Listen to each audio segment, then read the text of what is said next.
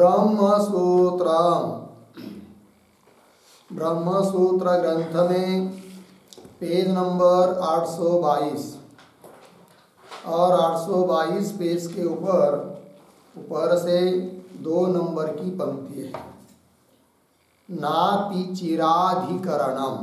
ठीक है, तो बात यह चल रही है कि तृतीय अध्याय प्रथम पाद और तृतीय अध्याय के प्रथम पाद का यह 5 नंबर का अधिकरण है और इस अधिकरण का नाम है नातिचिराधिकरणम।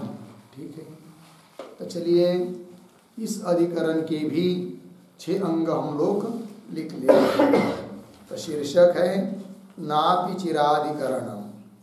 एक ही सूत्र का यह अधिकरण है। ठीक, फिर नीचे के पंक्ति में लिखिए कंस में स्वर्गात् अवरोहताम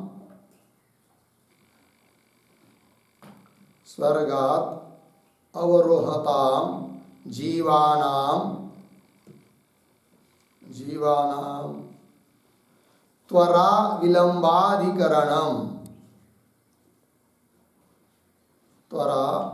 विलंबाधिकरणम पूर्णविराम कंस बंद। नीचे नंबर 1 संगति बराबर पूर्वाधिकरणेन सह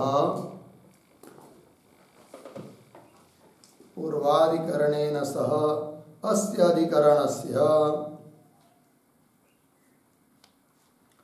अधिकरणस्य उपजीव्य उपजीवक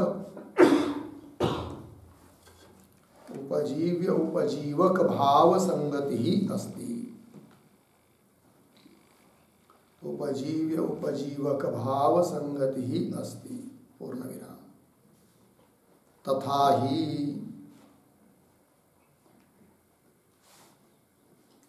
आगे पूर्वाधिकरणे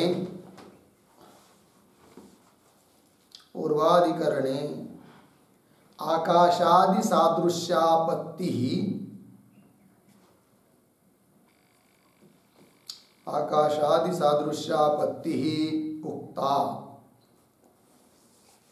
उक्ता अर्धविराम। तद उपजीव्य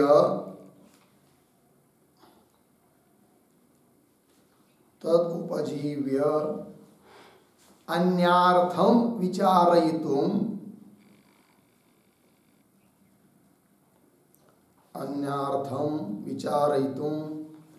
इदम अधिकरणम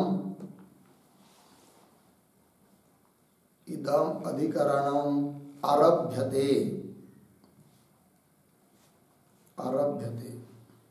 पूर्णविराम।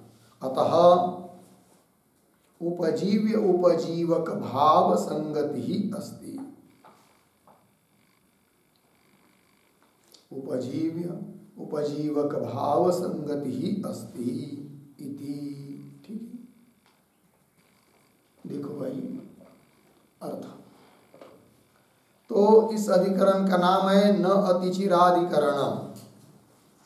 अतिचिर दीर्घ काल न, इस बात को बताने वाला अधिकरण है। उसी को स्पष्ट रूप से नीचे की पंक्ति में लिखा इस स्वर्गात् अवरोहताम जीवानाम। स्वर्ग का उपभोग करके पुनः मृत्यु लोक में आने वाले जो जीव हैं, तो जीवों का जो अवरोहन होता है, तो वो अवरोहन कैसा होता है तो बताएंगे त्वरा विलंबाधिकरण। त्वरा से भी विलंब से भी। त्वरा तुरंत तो दूसरे में जाना, और विलंब से भी। इस बात को बताने वाला ये अधिकरण है। तो क्या स्पष्ट रूपता है वह आगे पूर्व पक्ष सिद्धांत में समझ में आएगा। तो संगति बता रहे हैं। तो पूर्व अधिकरण के साथ इस अधिकरण की उपजीव्य उपजीवक भाव संगति है। कैसे? तो स्पष्टीकरण कर रहे तथा ही पंक्ति से।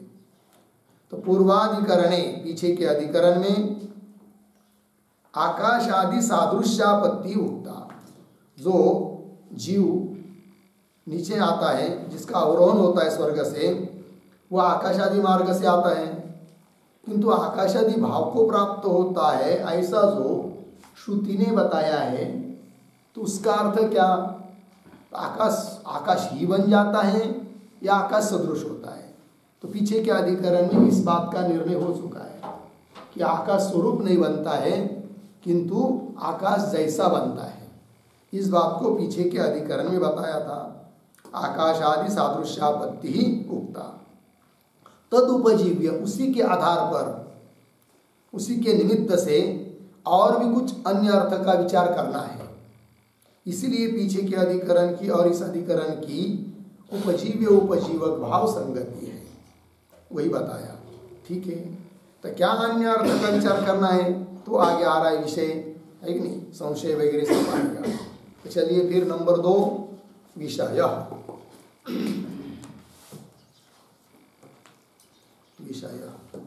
बराबर आकाश सादृश्यापत्ति काल। आकाश सादृश्यापत्ति काल, सादृश्यापत्ति काल अस्य अधिकरणस्य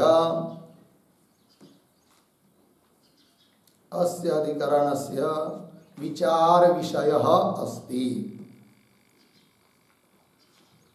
विचार विषयः अस्ति। ठीक है, देखो भाई अर्थ। तो आकाश सादृश्यापत्ति काल, पीछे के अधिकरण में बताया था कि स्वर्ग से अवरोहण करने वाला जीव आकाश की तुल्यता को प्राप्त होता है, फिर वायु की तुल्यता को प्राप्त होता है, फिर धूम के साथ संबंध होता है, ये सब बताया था पीछे के अधिकरण में। किंतु अब प्रश्न उपस्थित होता है कि आकाश के तुल्यता को जो जीव प्राप्त होता है वो कितने देर तक रहता है। इस संख्या तो नहीं बताएंगे, साल 2 साल 4 घंटा को, ऐसा नहीं बताएंगे, किंतु ज़्यादा देर तक नहीं रहती ये बताएंगे। तो वही उसी बात का विचार करना है कि आकाश सादृश्य, आपत्ति मतलब प्राप्ति, आकाश की सादृश्यता की जो अवरोहण करने वाले जीव को सादृश्यता की प्राप्ति होती है, उसके काल का विचार इस अधिकरण में करना है। तो वही लिखा आकाश सादृश्यापत्ति काल, मतलब आकाश मतलब आकाश आदि, आकाश वायु वगैरह, काल अस्य अधिकरणस्य विचार विषय अस्ति, ये बात बताया। ठीक, फिर आगे चलते हैं नंबर 3 पर। संशय। संशय बराबर अवरोहे, अवरोहे व्रीहादि प्रतिपत्तेः प्राग,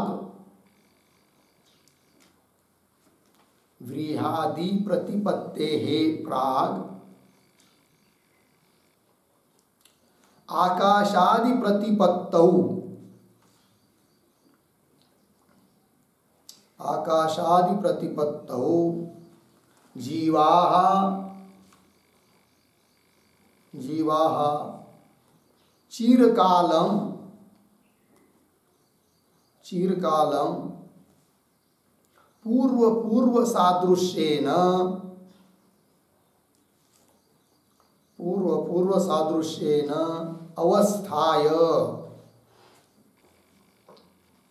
अवस्थाय उत्तरोत्तर सादृश्यम, उत्तरोत्तर सादृश्यम गच्छन्ति, गच्छन्ति उत, उत अल्पम अल्पम, अल्पम अल्पम इति भवति संशयः, इति भवति संशयः।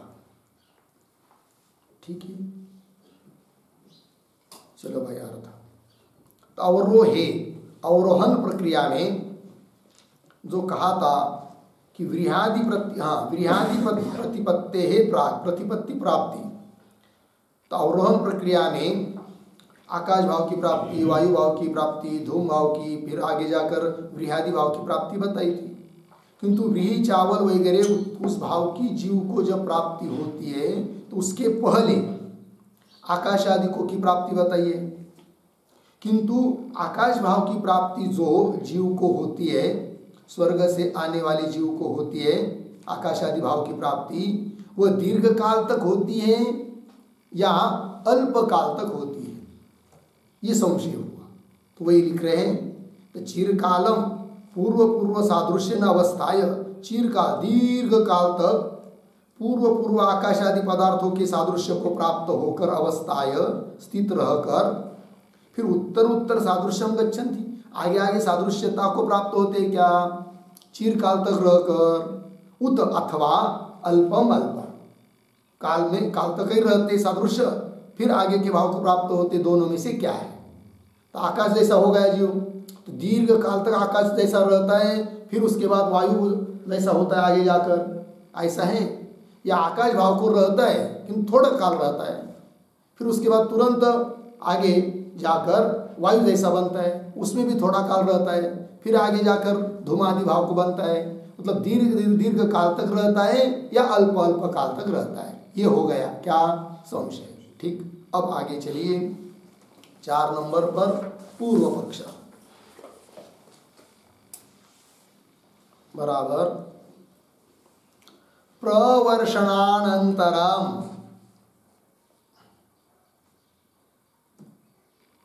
प्रवर्षणानंतरम कंस में लिखिए, वर्षधारा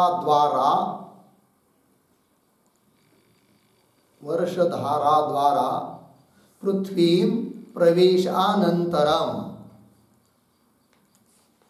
पृथ्वी प्रवेशानंतरम कंस बंद। आगे व्रीहादि भाव आम्नायते, व्रीहादि भाव आम्नायते, आगे उत्तरण चिन्ह में त इह व्रीहीयवा ओषधी वनस्पतयः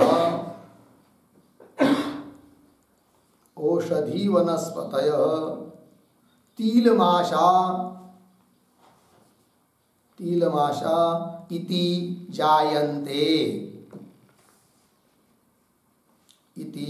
जायन्ते उद्धरण चिन्ह बन। छांदोग्य 5:10:6, 5:10:6 आगे इति पूर्ण विराम। आगे ये तस्मात् व्रीहादि भावात्, ये तस्मात् व्रीहादि भावात् प्राग, व्रीहादि भावात् प्राग आकाशादौ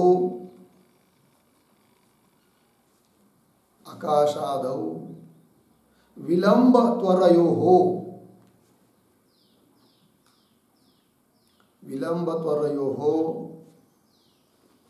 नियामकाभावात्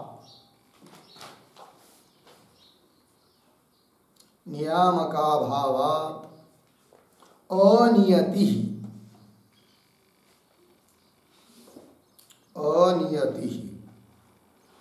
कंस में लिखिए अनिर्णयः कंस बन अस्ति इति पूर्वपक्षः,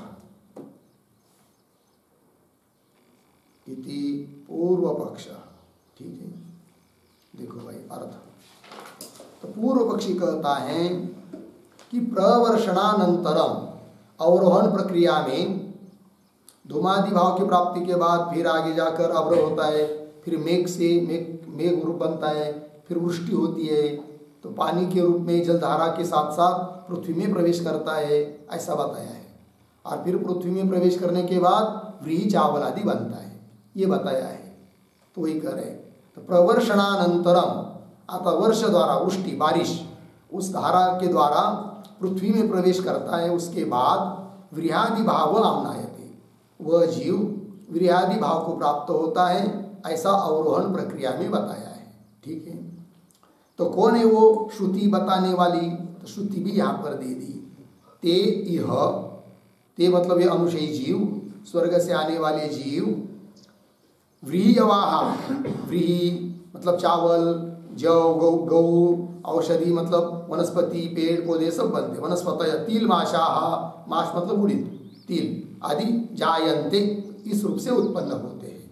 इति, तो एतस्मात् व्रीहादि भावात् प्राक्, तो इन व्रीहादि भाव को प्राप्त होने के पहले जो आकाश आदि सदृश बन गया था, कौन? जीव, स्वर्ग से आने वाला। तो उन आकाशादियों में विलंब त्वरयो हो नियामक अभावात्, पूर्व पक्षी कहता है कि कोई निर्णय नहीं कर सकते। आकाश आदि के सदृश बन गया था जीव, किंतु विलंब दीर्घ काल तक बना था, या तुरंत आकाश आदि भाव को भाव रूप बन गया, आकाश सदृश बन गया, फिर आगे जाकर पुनः वायु रूप बन गया थोड़ी देर में ही, ऐसा है? या विलंब तक रहता है, दीर्घ काल तक रहता है? इस बात के लिए कोई नियामक नहीं है, ऐसा बताने वाली कोई श्रुति नहीं है, अतः अनियत है, अनिर्णित है, ये बोल रहा है कौन? पूर्व पक्षी। तो विलंब त्वरयो नियामक अभावात्, नियामक अभावात् मतलब शासक अभावात्, अर्थात बताने वाली, उपदेश करने वाली, कथन करने वाली श्रुति नहीं है। अभावात् अनियति, अनिर्णय अस्ति इति पूर्व पक्ष हो गया। अब आगे चलिए नंबर 5 पर सिद्धांत। सिद्धांत बराबर व्रीहादि भावम अभिधाय, व्रीहादि भावम अभिधाय, अभिधाय अनंतरम किंवा अभिधायानंतरम ऐसा लिख सकते हैं। आगे उद्धरण चिन्ह में अतो वै खलु, अतो वै खलु दुर्निष्प्रपतरम, दुर्निष्प्रपतरम, उद्धरण चिन्ह बाद छांदोग्य 5:10:6, 5:10:6, ठीक। कौंस में लिखिए निश्चय ही, निश्चय ही व्रीहादि भाव से निकलना, व्रीहादि भाव से निकलना अति कठिन है, अति कठिन है, कौंस बंद पूर्ण विराम। आगे व्रीहादि भावात्, व्रीहादि भावात् निर्गमनम, निर्गमनम दुष्शकम, दुष्शकम, कौंस में लिखिए व्री आदि भाव से निकलना, व्रीहि आदि भाव से निकलना दुष्कर है, दुष्कर है, कौंस बंद। आगे इति ब्रुवती श्रुति, इति ब्रुवती श्रुति व्रीहादौ, व्रीहादौ विलंबम विशेषयति, विलंबनम, विलंबनम विशेषयति, व्रीहादौ विलंबनम विशेषयति, पूर्ण विराम। ततः, ततः अर्थात, अर्थात पूर्वम त्वरा,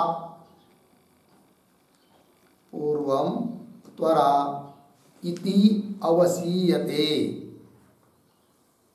इति अवसीयते इति सिद्धांतः, इति सिद्धांतः, ठीक है। देखो भाई अर्थ, तो सिद्धांती कहते हैं कि अवरोहन प्रक्रिया में अंतिम जब बताया है कि व्रीहादि भाव को प्राप्त होते हैं, फिर व्रीहादि भावम अभिधायानंतरम व्रीहादि भाव का कथन करने के बाद एक श्रुति आती है। वो क्या है श्रुति? अतो वै खलु दुर्निष्प्रपतरम। ठीक, मतलब वही निश्चयवाचक अव्यय है खलु भी। फिर क्या कहती? अतः, यहाँ से व्रीहादि भाव से, क्योंकि व्रीहादि भाव के बाद में वो श्रुति आई है। उन व्रीहादि भाव से निकलना, जीव को निकलना, जीव वहाँ से बाहर पड़ना अति कठिन है, ऐसा बताती है कौन? श्रुति। और इसके पहले तो बताया नहीं आकाशादि भाव से निकलना कठिन है या सुकर है, कुछ नहीं बताया, किंतु व्रीहादि भाव के बाद में बताया। इससे अर्थात अर्थ निकलता है कि व्रीहादि भाव को प्राप्त हुआ जो जीव, उसको अन्य भाव को प्राप्त होना, उससे निकलना कठिन है। इसका मतलब व्रीहादि भाव प्राप्त होने के पहले जब जीव आकाश आदि सदृश बन गया था तो वह विलंबन वहां नहीं लगा, जल्दी जल्दी से आगे आगे भाव को प्राप्त हुआ, यह अर्थात निकल आता है। ये निर्णय सिद्धांतियों का, जबकि पूर्व पक्ष ने कहा था कोई निर्णय नहीं है, और सिद्धांतियों ने निर्णय किया। और निर्णय करने के लिए आधार क्या? श्रुति। अतो वै खलु, भले ही श्रुति में आकाश आदि भाव से तुरंत निकलता है ऐसा बताया नहीं है, किंतु व्रीहादि भाव से निकलना कठिन बताया है। इससे अर्थात निकल आता है कि आकाश आदि भाव में जब प्राप्त हुआ था जीव, तो वहां पर विलंब तक नहीं रहा, तुरंत आकाश सदृश हो गया, फिर उसके बाद वायु सदृश हुआ, ऐसा तुरंत तुरंत जल्दी जल्दी आगे चलता है, ये अर्थात निकल आता है, वही कह रहे।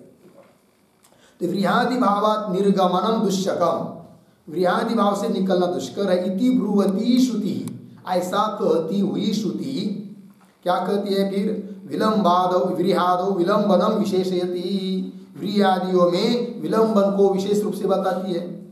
तथा उससे अर्थात निकल आता है क्या? कि पूर्वम त्वरा, आकाश आदियों में क्या हुई थी? त्वरा, जल्दी जल्दी आगे बढ़ा। इति अवसीयते, ऐसा निश्चय किया जाता है। यह सिद्धांत मत हो गया। ठीक है, चलिए आगे फिर नंबर 6 पर चलते हैं। प्रयोजनम, पूर्व पक्षे अनियमात, कौंस में लिखिए अनिर्णयात, कौंस बन आगे, कदाचित विलंबेन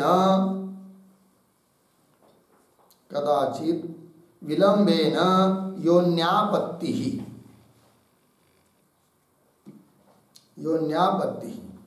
कौंस में लिखिए जन्म प्राप्ति, कौंस बन, इति फलम भवति,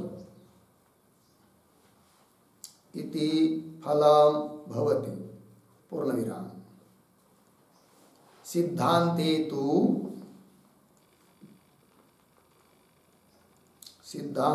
तु व्रीहवादि भावात्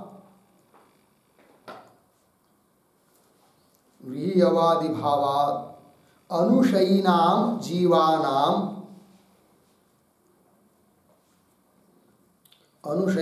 जीवानां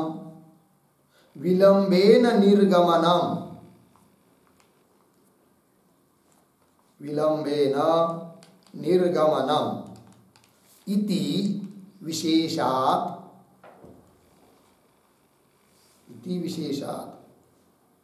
आगे आकाशादि भावात्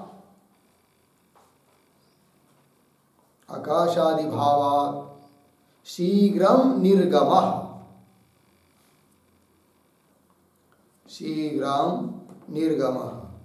इति अविलंबेन योन्यापत्ति,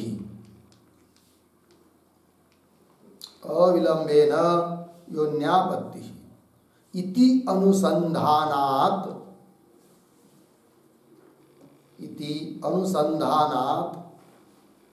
वैराग्यदार्ढ्यम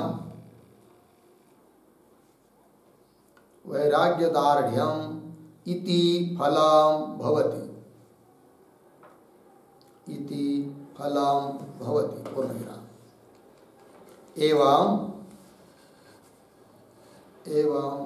अनयोः फलभेदः अस्ति। अनयोः फलभेदः अस्ति। ठीक है, देखो भाई अर्थ। तो प्रयोजन बता रहे। तो पूर्व पक्ष में कोई नियम नहीं है, निश्चित नहीं है, अनिर्णित है। इसलिए कदाचित विलंबेन योन्यापत्ति, योन्यापत्ति जन्म प्राप्ति, कदाचित विलंब से जन्म प्राप्ति हो सकती है, ये फल पूर्व पक्षी के लिए।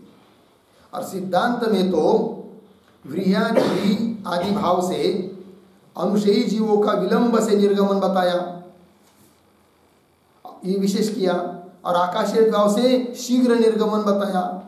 तो इति इस प्रकार से अविलंबेन, आकाशादि भाव से आगे अविलंबेन, तुरंत तुरंत, जल्दी जल्दी, योन्यापत्ति जन्म की प्राप्ति। इति अनुसंधानात्, कहीं पर दीर्घ काल से अन्य जन्म की प्राप्ति, कहीं पर शीघ्रता से अन्य योनि की प्राप्ति।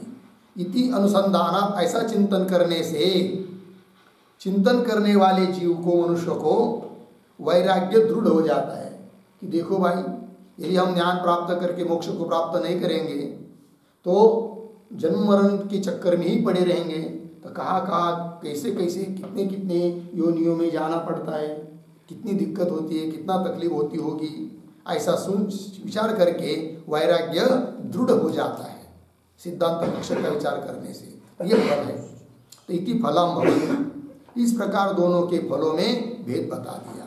ठीक है, चलिए भाई, अब अधिकरण का सार बताने के लिए, हर एक अधिकरण के लिए जो वैयासिक न्यायमालाकार के 2 श्लोक होते हैं, उसका उच्चारण और अर्थ पहले कर लेते हैं, उसके बाद भाष्य में जाएंगे।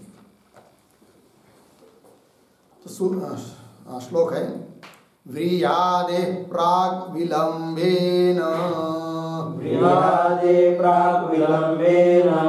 त्वरया वावरोहति,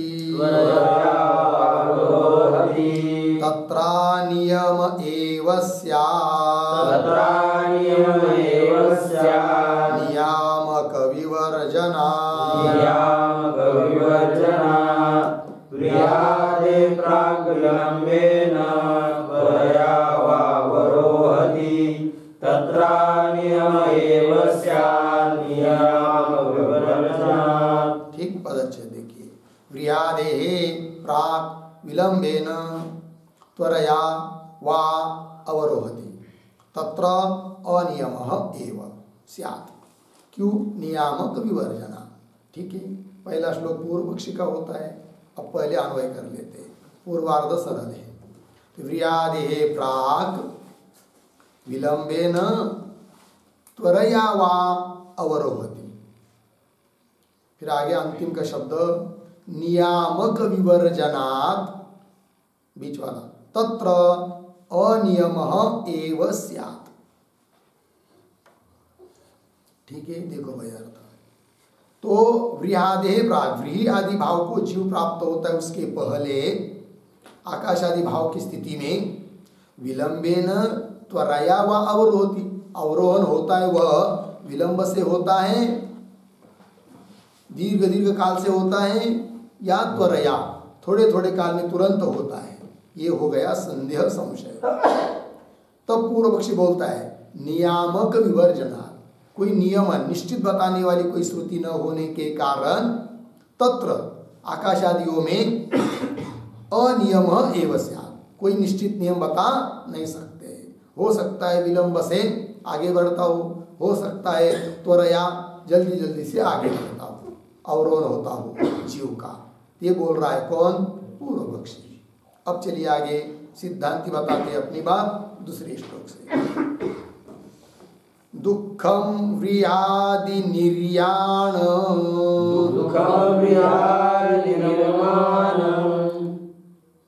मिति तत्र विशेषितः, विलम्बस्तेन पूर्वत्र त्वरार्थात् अर्थादवसीयते दुःखं व्याधिर्माणं इति तत्र विशेषतः विलम्बेन पूर्वत्र त्वरार्थादवसीयते। ठीक, पदच्छेद देखिए। दुःखम व्रीहादि, आपकी पुस्तक में निर्माण ऐसा हुआ है ना, वह माँ की जगह या चाहिए, निर्याणम। व्रीहादि निर्याणम पदच्छेद। इति तत्र विशेषितः विलम्बः तेन पूर्वत्र त्वरा अर्थात अवसीयते। ये पदच्छेद हुआ। अब अन्वय चलिए, शुरू से एक शब्द छोड़कर व्रीहादि निर्याणम,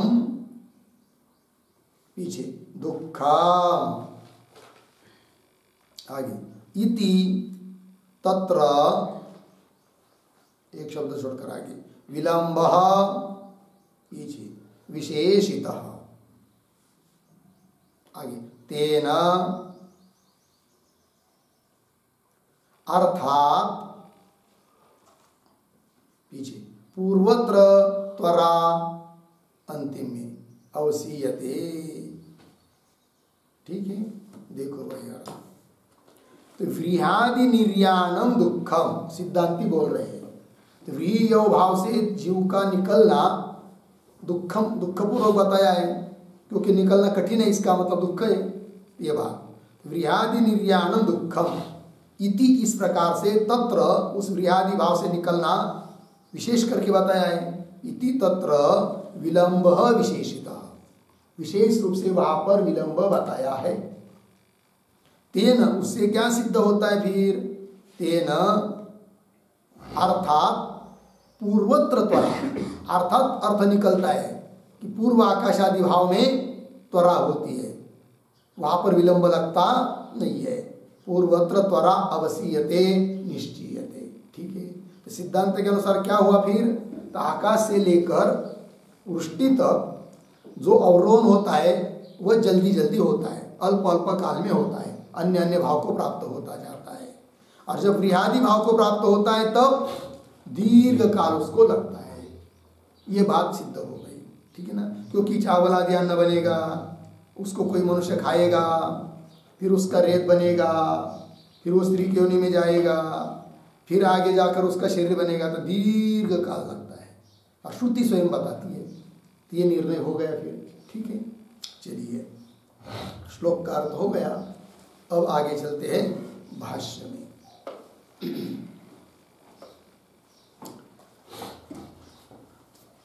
तो भाष्य देखिए, तत्र आकाशादि प्रतिपत्तौ प्राग व्रीहादि प्रतिपत्तेः भवति विषयः। ठीक, थोड़ा सा शब्दों का अन्वय। तत्र, फिर दो तीन शब्द छोड़कर व्रीहादि प्रतिपत्तेः, पीछे प्राग, पीछे आकाशादि प्रतिपत्तौ, अंतिम में विषयः, पीछे भवति। ठीक है, और ये जो पंक्ति है ना, तत्र आकाश आदि इत्यादि, उसके ऊपर लिखिए विचार विषय,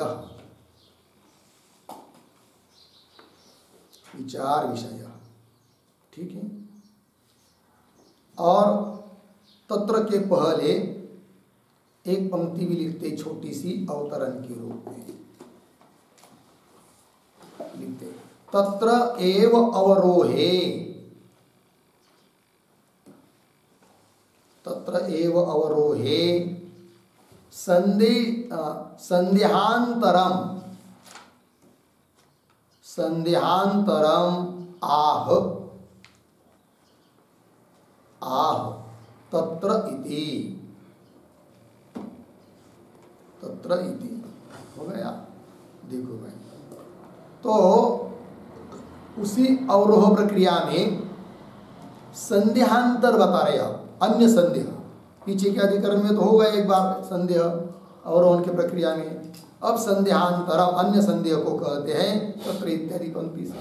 और संदेह समझ में आया संशय, तो उससे पता चलता है कि इस अधिकरण में किस बात का विचार होना है, तो विचार विषय भी हो जाएगा। पंक्ति देखिए, तत्र अन्वय के अनुसार व्रीहादि प्रतिपत्ति प्राक, व्रीहादि भाव को प्राप्त होने के पहले, कब पहले मतलब कब? आकाशादि प्रतिपत्त, जब स्वर्ग से चलकर आकाशादि भाव को प्राप्त हुआ था तब प्रतिपत्ति प्राप्ति, आकाशादि प्रतिपत्तो आकाशादियों के प्राप्ति में, उस प्रसंग में, उस प्रसंग को लेकर क्या विषय भवति। विषय, विषय शब्द का अर्थ होता है संशय, तो संशय होता है। तो क्या संशय है, संशय का क्या आकार है, तब आगे दे रहे हैं। किम दीर्घम दीर्घम कालम पूर्व पूर्व सादृश्येन अवस्थाय उत्तर उत्तर सादृश्यम गच्छन्ति उत अल्पम अल्पम इति, ये हो गया संशय। क्या? किम क्या? दीर्घम दीर्घम कालम, दीर्घ दीर्घ काल तक, पूर्व पूर्व सादृश्येन अवस्थाय, पीछे पीछे के सादृश्य के रूप में दीर्घ दीर्घ काल तक अवस्थाय रहकर फिर आगे उत्तर उत्तर सादृश्यम गच्छन्ति, आगे आगे सादृश्य हो जाता है दीर्घ दीर्घ काल तक रहकर। जैसे आकाश के सदृश बन गया, बहुत दीर्घ काल रहेगा, फिर वायु के सदृश बन गया, फिर दीर्घ काल रहेगा, ऐसा है। उत अथवा अल्प अल्प काल रहकर आगे बढ़ता है, ये संशय हुआ। तो अवस्थाय उत्तर उत्तर सादृश्यम गच्छन्ति उत अथवा अल्पम अल्पम इति, ये हो गया संशय।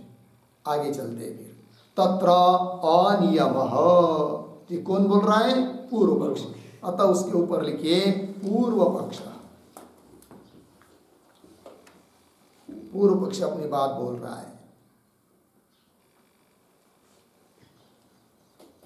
ठीक है। और ये जो तत्र इत्यादि पंक्ति है उसके पूर्व में एक वाक्य लिखेंगे,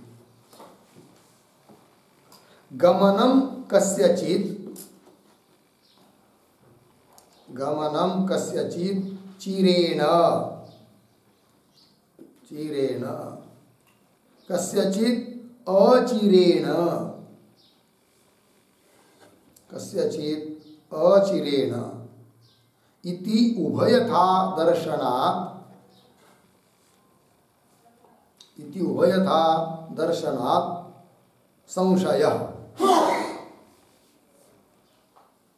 संशयः पूर्णविराम। शास्त्रम ही, शास्त्रम ही अतीन्द्रियार्थे, अतीन्द्रियार्थे विज्ञान कारणम, विज्ञान कारणम अर्धविराम, न इह, न इह नियामकम शास्त्रम दृश्यते, नियामकम शास्त्रम दृश्यते पूर्णविराम। अतः, अतः न निर्धारणम, न निर्धारणम इति आह तत्र इति आह तत्र इति, ठीक है। देखो भाई अर्थ, तो गमनम कस्यचित् चिरेण, कस्यचित् अचिरेण, किसी का गमन शीघ्रता से कहीं पर, अचिरेण, चिरेण मतलब दीर्घ काल, अचिरेण मतलब अल्प काल, अचिरेण इति उभयथा दर्शनात्, ऐसा दोनों बात देखने को मिल रही है, इसलिए संशय होता है। ठीक है, संशय होना तो स्वाभाविक है, किंतु और शास्त्रम ही अतीन्द्रियार्थी विज्ञान कारण, और अतीन्द्रियार्थ के बारे में यदि संशय होता है तो उस संशयों को मिटाने वाला तो शास्त्र ही हो सकता है, हम लोग निर्णय नहीं कर सकते, अतीन्द्रिय अर्थ है। तो शास्त्रम ही अतीन्द्रियार्थे विज्ञान कारण, विशेष ज्ञान के लिए कारण शास्त्र ही होता है। और न यह नियामकम शास्त्रम दृश्यते, यह नियामकम शास्त्रम न दृश्यते, क्योंकि यहाँ तो नियमन बताने वाला, नियमन करने वाला कोई शास्त्र दिखाई नहीं दे रहा है। अतः न निर्धारणम, इसलिए कोई निर्धारण, कोई निश्चय नहीं हो सकता है। ऐसा कह रहा है कौन? पूर्व पक्षी। ये बात नहीं बोलती तो वही दे रहे आगे। तत्र अनियम, क्यों अनियम है, क्यों अनिर्णय है? तो कह रहा है वो नियमकारिण शास्त्र से अभाव, नियम करने वाला कोई शास्त्र यहाँ पर, शास्त्रस्य अर्थात श्रुते, नियम करने वाली कोई श्रुति नहीं है, निश्चित बताने वाली कोई श्रुति नहीं है, इसलिए अनिर्णय है, ऐसा बोल रहा है पूर्व पक्षी। और हम इंद्रिय से तो निर्णय कर नहीं सकते कि अतीन्द्रिय अर्थ है ये बात। इति पूर्व पक्षी ने अपनी बात रखी। फिर आगे एवं प्राप्ते इदम आह, तो एवं प्राप्ति इसके ऊपर लिखिए सिद्धांत। सिद्धांति अब अपनी बात बोल रहे हैं। एवं प्राप्ते इदम आह, अब सूत्र के माध्यम से उत्तर देना है। अतः पहले सूत्र का अर्थ कर लेते हैं, उसके बाद आगे का भाष्य। तो चलिए सूत्र का उच्चारण। नातिचिरेण विशेषात्, नातिचिरेण विशेषात्, ठीक। तो लिखते हैं सूत्र का अर्थ। तो सूत्रावतरणम बराबर पूर्व सादृश्यम गतानाम,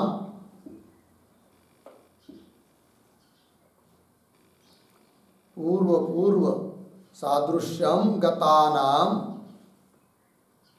जीवानाम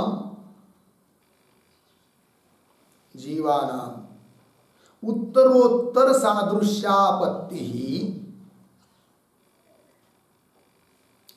उत्तरोत्तर सादृश्यापत्ति अविलंबेन भवति,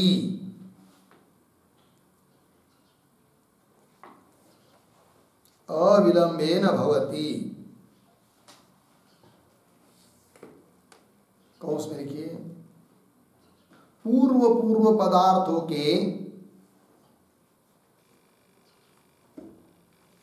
पूर्व पदार्थों के सादृश्यता को प्राप्त हुए, सादृश्यता को प्राप्त हुए अनुशयी जीवों का, अनुशयी जीवों का, अनुशयी जीवों को उत्तर पदार्थों की, उत्तर पदार्थों की सादृश्य प्राप्ति, सादृश्य प्राप्ति सत्वर, सत्वर बराबर तुरंत होती है, तुरंत होती है। अर्धविराम, उसे विलंब नहीं लगता है, उसे विलंब नहीं लगता है। कौन सी बात? आगे इति आह, इति आह। फिर नीचे की पंक्ति में सूत्रम,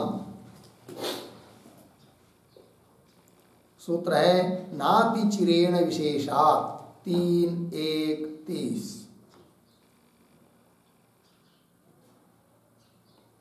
आगे पदच्छेद बराबर न अतिचिरेण विशेषात्, नीचे की पंक्ति में पदार्थोक्ति बराबर प्रतीक न अतिचिरेण, न अतिचिरेण बराबर जीवः, जीवः अल्पकालम एव,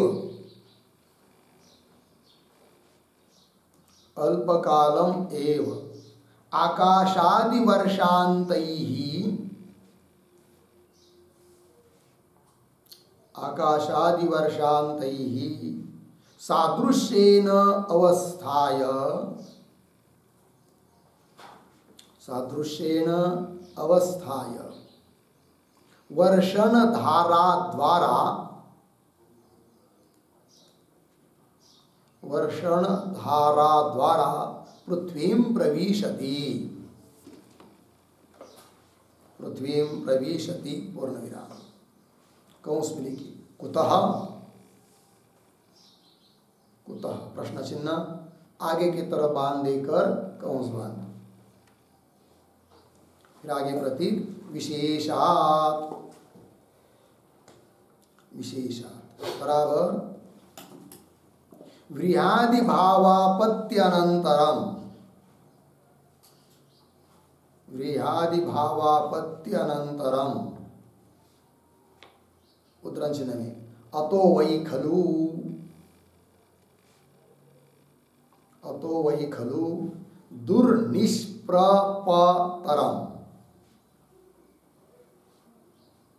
दुर्निष्प्रपतरम उद्धरण चिन्ह में इति एवं रूपेण, इति एवं रूपेण विशेषात्, विशेषात् ज्ञायते, ज्ञायते ततः पूर्वं, ततः पूर्वं सुनिष्प्रपतरत्वं, सुनिष्प्रपतरत्वं इति भावः, इति भाव हो गया भाई। देखो भाई अर्थ तो सूत्रावतरण में लिख रहे हैं तो पूर्व पूर्व सादृश्यम गतानाम जीवानाम, पीछे पीछे के सादृश्य भाव को प्राप्त हुए जीवों का उत्तर उत्तर सादृश्य प्राप्ति, आगे आगे सादृश्य, आगे आगे पदार्थ के सदृश की प्राप्ति अविलंब से होती है। अविलंब से मतलब जल्दी जल्दी होती है, इस बात को बता रहे सूत्र के माध्यम से सिद्धांत। तो सूत्र आया फिर नातिचिरेण विशेषा, पदार्थोक्ति में लिख रहे न अतिचिरेण, चिर दीर्घ काल, अतिचिर अति दीर्घ काल, न दीर्घ काल नहीं लगता है, वही कह रहे जीवः अल्पकालम एव आकाशादि वर्षांतैः सादृश्येन अवस्थाय, जीव अल्पकाल ही रहता है। कहाँ से कहाँ तक? आकाश आदि, आकाश से लेकर वर्षा तक, बारिश होने तक, वहाँ तक जो भी अवरोहन बताया है उसमें आकाश आदि वर्षांति सादृश्येन अवस्थाय, इतने बीच वाले के पदार्थों के सदृश होकर स्थित होकर वर्षण द्वारा, जब बारिश होती है उसके साथ साथ वर्षण धारा द्वारा पृथ्वी में प्रविशति, पृथ्वी में प्रवेश कर जाता है। तो विलंब नहीं लगता है, ये बताया। तो लोग कुतः कैसा मालूम पड़ा? तब हेतु दे रहे प्रतीक विशेषात। तब बता रहे कि व्रीहादि भावापत्यनंतरम, व्रीहादि भाव की प्राप्ति होने के बाद श्रुति आती है अतो वै खलु दुर्निष्प्रपतरम, मतलब निश्चय रूप से ही इस व्रीहादि भाव से निकलना, निष्क्रमण होना अत्यंत कष्टप्रद है, श्रुति कर रही है। इति एवं रूपेण विशेषात, ऐसे विशेष रूप से बताया है। इससे ज्ञात होता है, न्यायते जाना जाता है कि ततः पूर्व, व्रीहादि भाव को प्राप्त होने के पहले, आकाश आदि भाव को जब प्राप्त हुआ था जीव, उस समय सुनिष्प्रपतरत्वम ज्ञायते, मतलब तुरंत तुरंत ये आगे आगे भाव को बढ़ता जाता है, ये निश्चित होता है। हो गया। चलिए भाई, तो सूत्र का अर्थ हो गया। अब इस सूत्र का जो भाष्य है आगे का, उस पर चलते हैं। एवं प्राप्ते इदम आह, सिद्धांत बात, नाति चिरेण इति, ये सूत्रस्थ प्रतीक है। आगे अल्पम अल्पम कालम आकाशादि भावेन अवस्थाय वर्षधाराभिः सह इमाम भुवम आपतंती। ठीक है जी, चलिए भाई। तो ये जो अल्पम अल्पम इत्यादि पंक्ति है, उसके पूर्व में एक वाक्य लिखिए छोटा सा, सूत्रम योजयति, सूत्रम योजयति अल्पम इति। मतलब सूत्र को घटा रहे हैं। तो क्या है? तो अल्पम अल्पम काल, सूत्र में क्या है? न अतिचिरेण, उसी का अर्थ कर रहे हैं। अल्पम अल्पम कालम, थोड़े थोड़े काल तक, आकाशादि भावेन अवस्थाय, आकाशादि भाव को आकाशादि सदृश रहकर, वर्ष धारा द्वारा, बारिश की जो धारा पड़ती है पृथ्वी पर, उसके द्वारा, उसके साथ साथ वर्ष धारा भी सह, बारिश की धाराओं के साथ, इमाम भुवम, इस भुव को, भुव शब्द का अर्थ पृथ्वी, इस पृथ्वी आपतंती, पृथ्वी पर गिर जाते हैं वो सब जीव, फिर धारा के साथ, जल के साथ पृथ्वी में प्रवेश कर जाते हैं, फिर पुनः बाहर निकलते दिव्री चावलादि बनते हैं। ये बात आगे चलिए। कुतः ये तत्, पीछे अल्प अल्प काल में ही रहते, ये आपको कैसा जाना? तब करे विशेष दर्शनादि प्रतीक है, सूत्रस्थ पद है, उसका स्पष्टीकरण कर रहे आगे। तथा ही व्रीहादि भावापत्ते अनंतरम विशिनष्टि, तथा उसी प्रकार से जो हम अभी बताया सिद्धांत, उसी को बताने के लिए क्या बात है? तो व्रीहादि भावापत्य अनंतरम, व्रीहादि भाव को जब जीव प्राप्त होता है उसके बाद विशिनष्टि, विशिनष्टि मतलब विशेष रूप से श्रुति बताती है। क्या बताती है श्रुति? कौन वो श्रुति है विशेष रूप से कुछ भाव बात को बताने वाली? तो श्रुति दिया, अतो वै खलु दुर्निष्प्रपतरम, निश्चित रूप से व्रीहादि भाव से निकलना अत्यंत कठिन है। इति, तो बोलेंगे शब्द जो आया है श्रुति में, दुर्निष्प्रपतरम ऐसा शब्द है, किंतु एक तो वहां नहीं दिखाई दे रहा है, एक तो कम दिखाई दे रहा है, क्योंकि शब्द तो होना चाहिए था दुर्निष्प्रपतरम, ऐसा शब्द होना चाहिए। एक तो एक तकार कहाँ चला गया? तब बता रहे उसके लिए, तकार एक छांदस्याम प्रक्रियायाम लुप्त मंतव्य। ठीक है, ये जो शब्द पढ़ा ना, तकार इत्यादि, थोड़ा अन्वय, एक पीछे, तकार आगे, छांदस्याम प्रक्रियाम आगे सरल है। और ये जो तकार इत्यादि पंक्ति है उसके पूर्व में एक छोटा वाक्य लिखिए अवतरण। वाक्यस्य विवक्षितम अर्थम वदन्, विवक्षितम अर्थम वदन् पदम पूरयति, पदम पूरयति तकारः इति। ठीक है, देखो भाई अर्थ, वाक्य का विवक्षित अर्थ, जो श्रुति वाक्य है ना, उस श्रुति वाक्य का विवक्षित अर्थ, अपेक्षित अर्थ बताते हुए पद को पूरा कर रहे हैं। पद के बारे में जो है एक तकार कम है, उसके बारे में भी बता रहे भगवान भाष्यकार। क्या कहते हैं? एक तकार, एक तकार, एक तो वर्ण, छांदस्याम प्रक्रिया, छांदस प्रक्रिया में क्या हुआ है? लुप्त हुआ है, ऐसा समझना, छांदस लोप है, ये समझना चाहिए। उसके बारे में प्रश्न नहीं कर सकते, ऐसा क्यों वैसा क्यों, छंदस है, वेद ने बताया वैसा बताया, वैसा ही मानना पड़ता है। ठीक, लेकिन होना चाहिए था वस्तुता क्या? और एक तकार, वो कैसे? तो उस पर लिखते हैं, प्रक्रिया लुप्त मंतव्य ऐसा आया है ना, तो उस पर एक वाक्य लिखिए, दुर्निष्प्र,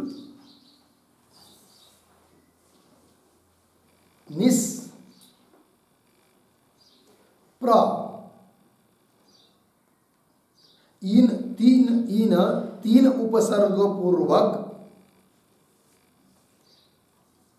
इन तीन उपसर्ग पूर्वक पद धातु को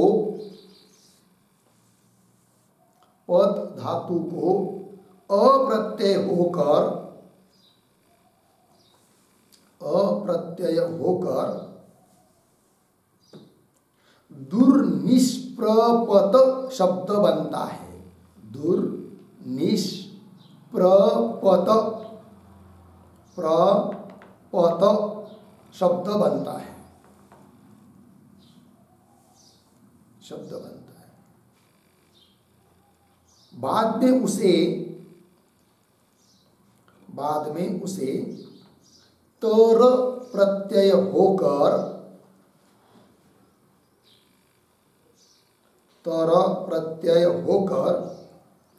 दुर्निष्प्रपतर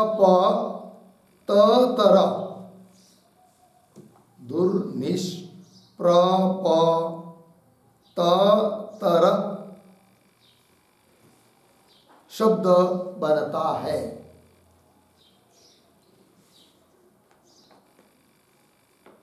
किंतु श्रुति के शब्द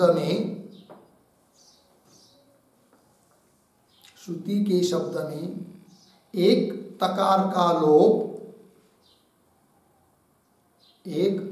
का लोप छांदस समझना चाहिए।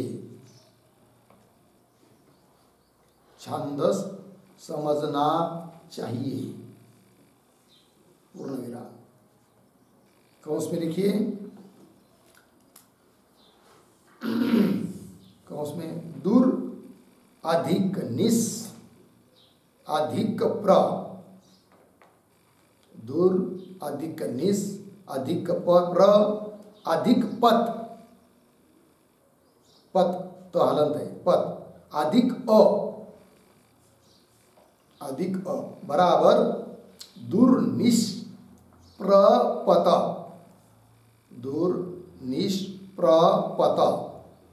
फिर उसके बाद अधिक तर बराबर दुर्निष्प्रपतर,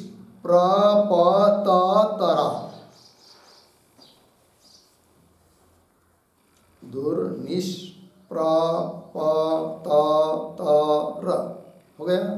हो गया कौंस बंद, पूर्ण विराम हो गया जी।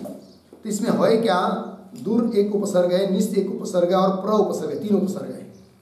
पद धातु है, उसको अप्रत्यय हो गया, तब शब्द बन गया दुर्निष्प्रपत, उसको तर प्रत्यय लग गया तर, तब शब्द बना दुर्निष्प्रपतर।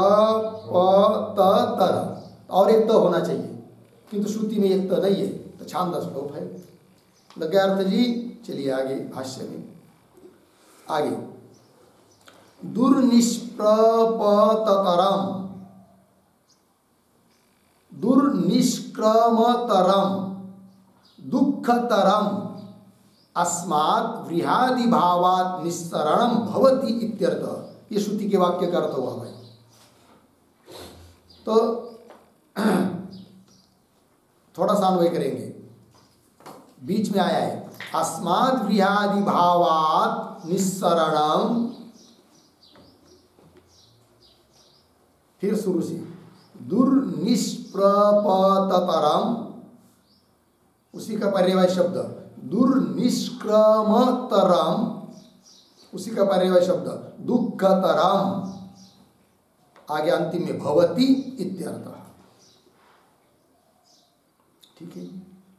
और ये जो पंक्ति है ना दुर्निष्प्र इत्यादि अभी पढ़ी, उसके पहले बहुत छोटा वाक्य, पदम पूरयित्वा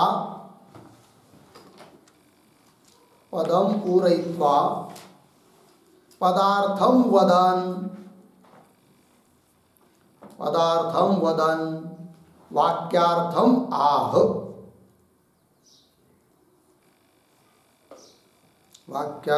आह दुर्निष्प्रपतर इत्यादि। ठीक है, चलो भाई। तो पीछे की पंक्ति में पद की पूर्तता की, पद के बारे में बताया, एक तकार कम आदि आदि करके, फिर अब पदार्थ को कह रहे, पद के अर्थ को बता रहे, पद के अर्थ को कहते हुए वाक्यार्थ को बता रहे। श्रुति का जो वाक्य है उसका अर्थ क्या, वाक्य का अर्थ निकला तब करे अस्माद् व्रीहादि भावात् निस्सरण, इस व्रीहादि भाव को जो जीव प्राप्त हुआ है उससे निस्सरण निकलना। निस्सरण कैसा है, कठिन है, उस कठिनता को बताने के लिए शब्द आया क्या, दुर्निष्प्रपततरम, उसी का अर्थ दुर्निष्क्रमतर, उसी का अर्थ दुःखतरम, निकलना कठिन है, भवति इत्यर्थ। हो गया जी। आगे चलिए, तद अत्र दुःखम निष्प्रपतनम प्रदर्शयन् पूर्वेषु सुख निष्प्रपतनम दर्शयति। तो श्रुति क्या दिखाती है तो बता रहे तद अत्र, अत्र मतलब व्रीहादि भाव में, दुखम दुख पूर्वक बताया क्या, निष्प्रपतन निष्क्रमण निकलना, दुख पूर्वक बताया, कठिन बताया, इसका मतलब दुख पूर्वक हो रहा है। इस बात को दिखाती हुई श्रुति क्या बताना चाहती है, प्रदर्शयन पूर्वेषु, व्रीहादि भाव को प्राप्त होने के पहले पूर्वेषु सुखम निष्प्रपतनम दर्शयति, सुखपूर्वक वहां से निकलना होता है। आकाश के सदृश बन गया, कोई कष्ट नहीं लगे उसको आगे वायु भाव को बनने के लिए, कोई कष्ट नहीं लगे आगे धूमादि में आने के लिए, ये बात बताई। किंतु व्रीहादि भाव को जब प्राप्त होता है ना, उससे आगे निकलना तो बहुत कठिन हो जाता है, यह अर्थ दर्शयति। आगे चलिए अब, सुख दुखता विशेषः च अयम् निष्प्रपतनस्य कालाल्पत्व दीर्घत्व निमित्तः। थोड़ा अन्वय बीच में है, निष्प्रपतनस्य, निष्प्रपतनस्य पीछे, अयम् पीछे, सुख दुखाति विशेषः आगे, कालाल्पत्व दीर्घत्व निमित्तः। और ये जो पंक्ति पढ़ी सुख दुख इत्यादि, उसके पूर्व में एक वाक्य लिख देते हैं तो स्पष्ट हो जाएगा भाव। अवतरण लिखिए, ननु ननु व्रीहादि भावात्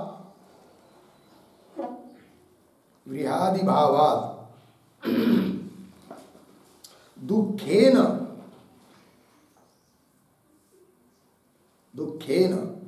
निष्क्रमण अन्यथानुपपत्त्या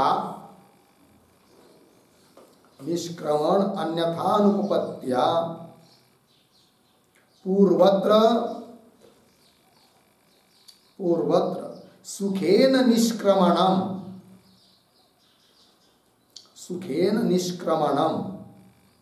इति एतावत्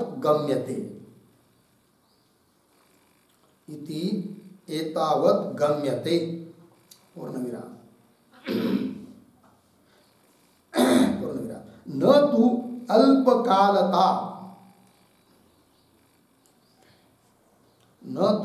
अल्पकालता इति आशंक्य आह।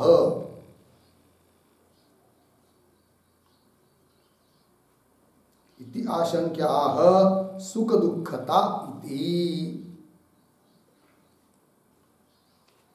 सुख दुखता इति। ठीक है, देखो भाई अर्थ, ननु व्रीहादि भाव दुखेन निष्क्रमणम, व्रीहादि भाव से दुख पूर्वक निष्क्रमण होता है, निकलना होता है कि नहीं। इसका मतलब पीछे का निष्क्रमण सुखपूर्वक होता है। ये कैसा जाना, अन्यथानुपत्ति से।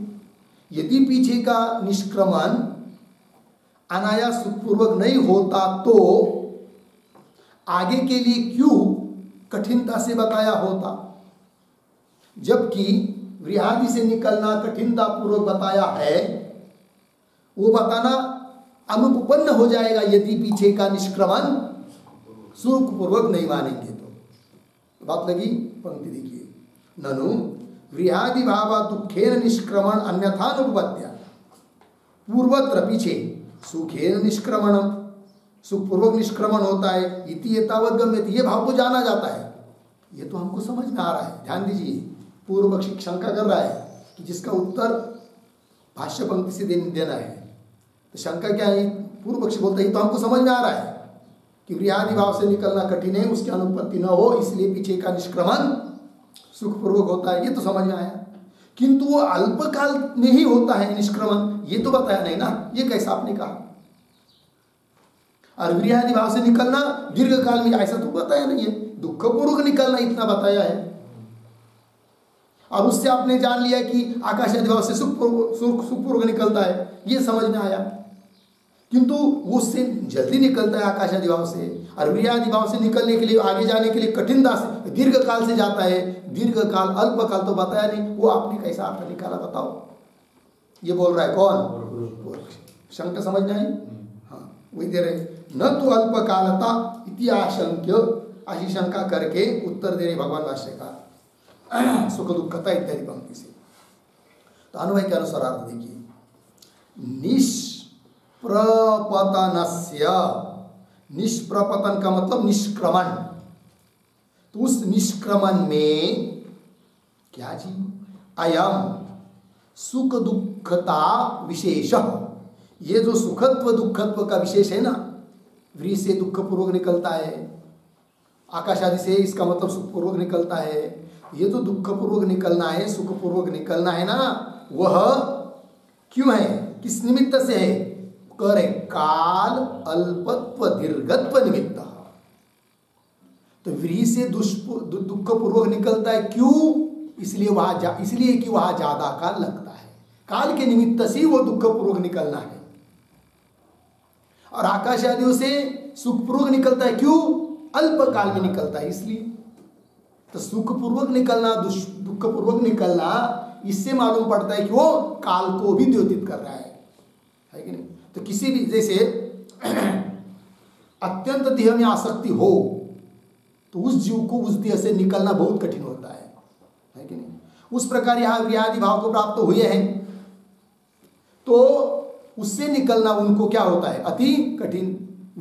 चावल बनेंगे, दीर्घ काल तक पड़े रहेंगे बोरियों में सालों साल, फिर उसमें फिर कोई खाएगा, फिर उसका रेत बनेगा, फिर आगे वो सब, तो निकलना दीर्घ काल से होता है, कष्टपूर्वक है। इसका मतलब दीर्घ काल लग रहा है, दीर्घ काल के निमित्त से कष्टपूर्वक निकलना है।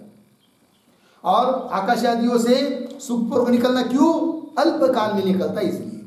तो काल को लेकर वो सुख दुख पूर्वक निकलना है, इसलिए काल का निर्णय भी हमने कर दिया, ऐसा कह रहे भगवान भाष्यकार सिद्धांति। पंक्ति देखिए, निष्प्रपतनस्य निष्क्रमण में अयम, यह जो सुख दुखता विशेष, सुख का विशेषता, सुखत्व दुखत्व का जो बताया है, सुखत्व दुखत्व का यह जो विशेष बताया है वह किस निमित्त से है, काल अल्पत्व दीर्घत्व निमित्त, काल के अल्पत्व और दीर्घत्व के निमित्त से है, ये बात बताया। बोलेंगे ऐसा क्यों, तब आगे की पंक्ति, तस्मिन् अवधौ शरीरानिष्पत्ते है, शरीर अनिष्पत्ते है, उपभोग असंभवात, इसलिए आकाश आदि भाव में जल्दी से निकलता है, ठीक है ना। तो ये जो पंक्ति है तस्मिन् अवधौ, उसके भी पहले एक छोटा वाक्य लिखिए, आकाशादेः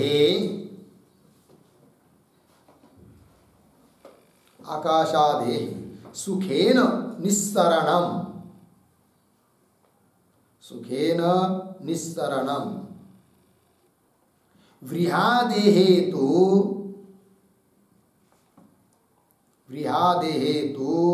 दुःखेन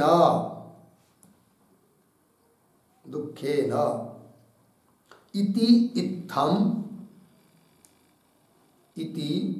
इत्थम किमर्थम कल्प्यते,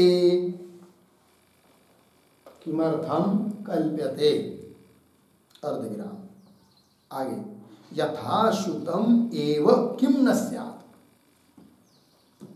यथाश्रुतम एव किम न स्यात्, अर्धविराम, तत्र आह तस्मिन् इति।